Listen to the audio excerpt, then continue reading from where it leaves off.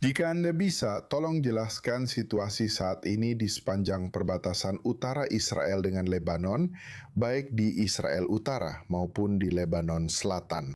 Oke, jadi IDF ditempatkan atau mencoba mengendalikan sepanjang apa yang kami sebut sebagai garis kuning. Sebenarnya tidak ada garis. Namun, jaraknya kadang-kadang 1 kilometer, kadang-kadang 12 kilometer dari perbatasan. Sehingga kembali membentuk zona keamanan.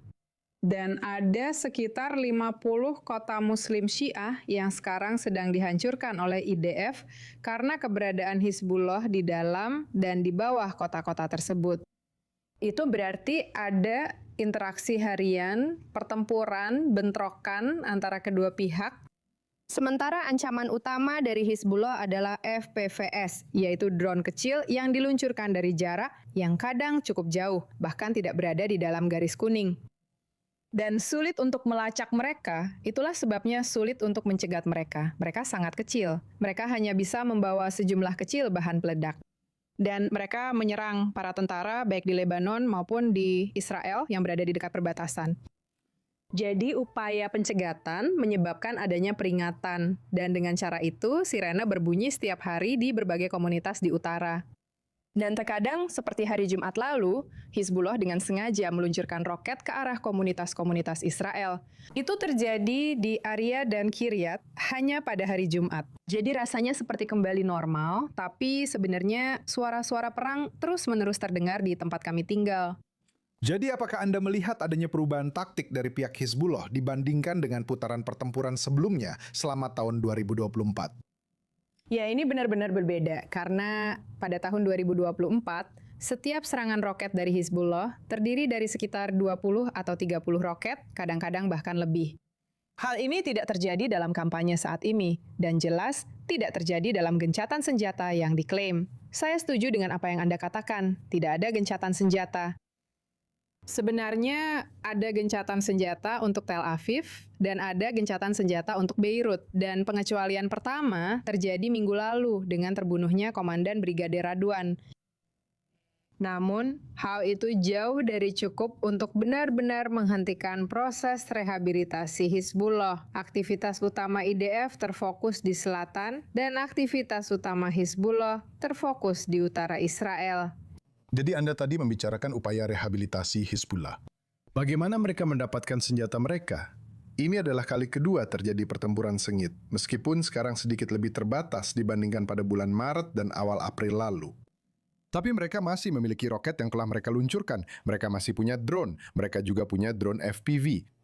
Apakah semua ini buatan sendiri atau mereka menyelundupkannya ke Lebanon? Sejauh yang kami tahu tentang drone FPV, kemungkinan besar mereka diimpor, tapi mereka juga bisa mengembangkan kemampuan untuk merakitnya di Lebanon. Yang lain bisa dirakit. Kami tahu tentang bengkel manufaktur kecil untuk membuat UAV. Kalau roket itu mudah. Jadi ya, dan ini sedang diproduksi baik di Beirut maupun di Debka. Untuk yang diimpor, industri penyelundupan dari Suriah masih berlangsung, meskipun pemerintah Suriah menyita sebagian darinya. Tapi ada para penyelundup di lapangan yang melakukannya demi uang. Dan perlu diingat bahwa perbatasan antara Suriah dan Lebanon tidak dipagari dan tidak berdinding. Dan itu juga soal medannya. Jika sebuah truk bisa melintasi perbukitan dan lembah, jadi jika ada jalan, maka ada kemungkinan. Selain itu, kemungkinan jalur laut juga aktif. Pertanyaannya tentang Bandara Hariri. Karena sekarang tidak ada penerbangan Iran yang mendarat secara rutin seperti dulu, hanya diplomat saja, dan mungkin mereka juga membawa beberapa di antaranya. Untuk FPV, perlu diingat bahwa Anda hanya membutuhkan satu truk untuk membawa ratusan unit, karena ukurannya sangat-sangat kecil. Lihat Sarit, apa yang kamu jelaskan itu benar-benar luar biasa. Maksud saya, ini adalah gencatan senjata kedua di Lebanon setelah seperti yang saya sebutkan, perang hebat pada tahun 2024. Nah, pada saat itu Israel di akhir perang mengatakan bahwa mereka telah secara signifikan menurunkan kemampuan Hizbullah. 80% dari persenjataan roketnya telah dihancurkan, sebagian besar dalam satu hari dalam satu operasi Northern Arrows.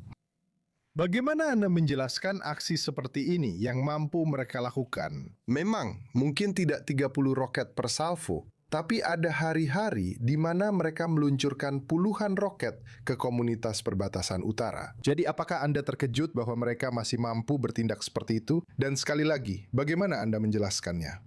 Lihat, ini semua soal matematika. Jika Anda melihat angkanya, sebelum tahun 2023, Hizbara memiliki 75.000 roket. Saya hanya berbicara tentang roket sekarang, oke? Tidak termasuk mortir dan tidak termasuk drone atau UAV. Dengan jangkauan berbeda-beda ke wilayah Israel, dan beberapa di antaranya adalah rudal berpemandu presisi. 75.000 penurunan sekitar 80%.